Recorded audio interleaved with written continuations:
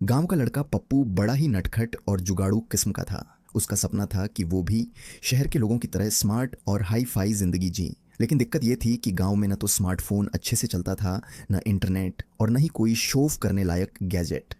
एक दिन पप्पू शहर गया अपने मामा के यहाँ। वहाँ उसने देखा कि उसके ममेरा भाई चिंटू एक स्मार्ट वॉच पहनता है जो ढांसू फीचर्स से भरी हुई थी। कॉल भी करे, गाने भी बजाए, हेल्थ भी बताए और टाइम भी। पप्पू की आंखों में चमक आ गई।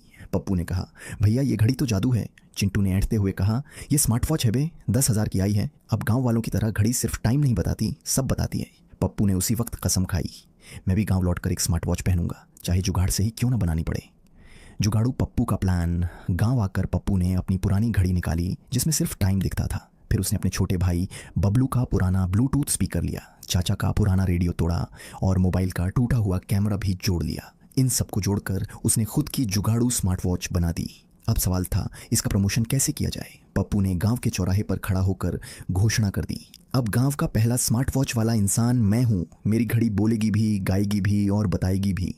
लोग हक्के बक्के रह गए। घड़ी का पहला डेमो पप्पू की पहली डेमो क्लास थी, चाय वाले रामू काका के ठेले पर। पप्पू बोला, रामू काका पूछिए कुछ। रामू काका मज़े लेते हुए बोले, अच्छा बता घड़ी, आज का मौसम क्या है। पप्पू ने चुपके से जेब से रेडियो का स्विच ऑन किया। रेडियो पर मौसम की खबर आ गई।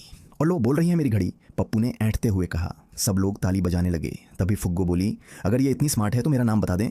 पप्पू ने स्मार्टनेस दिखाई। उसने बबलू को इशारा किया जो पेड़ के पीछे छिपा था और मोबाइल से कान में बात कर रहा था। बबलू बोला, फुग्गो दीदी का नाम फुग्गो है, वो सामने खड़ी हैं।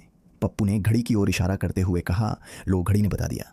अब गांव वाले सच में सोचने लगे कि पप्पू कोई बड़ा वैज्ञानिक बन गया है। पंचायत का चैलेंज। पंचायत को जब ये बात पता चली कि गांव का लड़का कोई घड़ी आविष्कारक बन गया है तो सरपंच ने पप्पू को बुलाया। सरपंच बोले, पप्पू अगर तेरी घड़ी इतनी ही तेज़ है तो बता, अगले हफ्ते पंचायत चुनाव कौन जीतेगा। अब पप्पू के तो पसीने छूट गए। वो तो बस झूठ मूठ की हवा बना रहा था, लेकिन अब तो पूरा गांव देख रहा था। पप्पू ने टाइम मांगा, सरपंच जी मेरी घड़ी को थोड़ा अपडेट करना पड़ेगा, मैं कल तक बता दूंगा। घड़ी का अपडेट।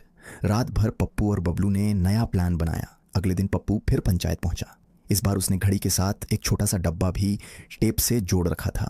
पप्पू बोला, घड़ी में नया फीचर जोड़ दिया है, भविष्यवाणी। फिर उसने जेब से मोबाइल निकाला। मोबाइल में अपने आप से रिकॉर्ड किया हुआ ऑडियो चलाया, पंचायत चुनाव में जीतेंगे सरपंच जी। पूरा गांव ताली बजाने लगा और सरपंच तो खुशी के मारे पप्पू को गले लगा लिए। पप्पू अब गांव का स्मार्ट साइंटिस्ट बन चुका था। सच का पर्दाफाश। लेकिन हर फिल्म में एक विलेन होता है, यहाँ था लल्लू। लल्लू बचपन से पप्पू से जलता था। लल्लू ने एक दिन पप्पू की घड़ी चुपके से खोल ली और सब पार्ट्स देख लिए, ब्लूटूथ, स्पीकर, टेप, तार और एक पेपर पर लिखा स्क्रिप्ट। लल्लू ने अगले ही दिन गांव में सबको इकट्ठा किया और पप्पू की घड़ी का भांडा फोड़ दिया। देखो भैया लोग, ये घड़ी नहीं जुगाड़ है, इसका दिमाग पप्पू का है, मशीन का नहीं। गांव वाले पहले चौंके, फिर हंसी रोक नहीं पाए। रामू काका बोले, तो क्या हुआ, कम से कम दिमाग तो लगाया है। सरपंच बोले, भले ही घड़ी झूठी हो लेकिन बंदा असली कलाकार है।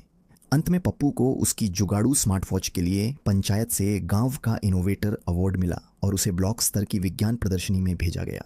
वहां भी पप्पू ने अपनी घड़ी दिखाई और सबने उसे इंडियन जुगाड़ू साइंटिस्ट का नाम दे दिया। सीख, कभी कभी झूठ भी अगर हंसी मजाक और समझदारी से बोला जाए तो वो भी लोगों का दिल जीत सकता है। और असली स्मार्टनेस दिमाग में होती है, घड़ी में नहीं।